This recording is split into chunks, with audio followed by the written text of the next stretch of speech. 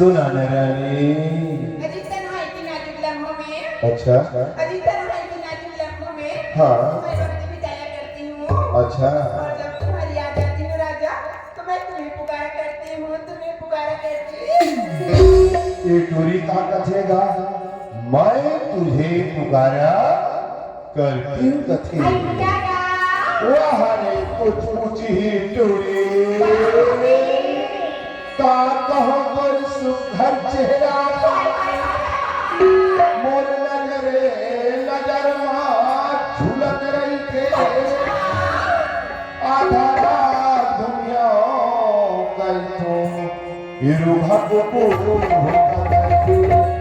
सुना था सुना। सुना था।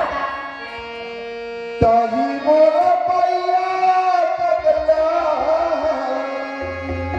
निश्चय पगला बना डरे हो।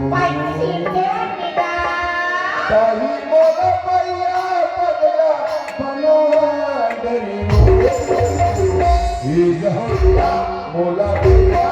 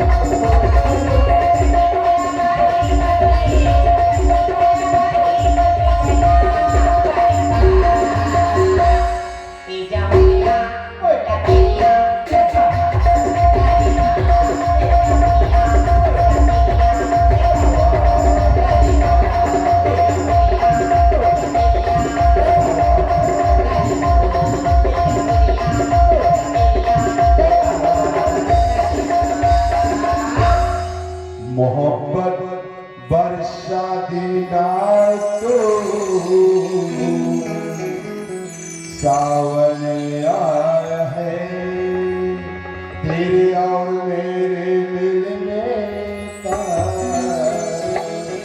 मौसम आया है। सुना था सो आना के पास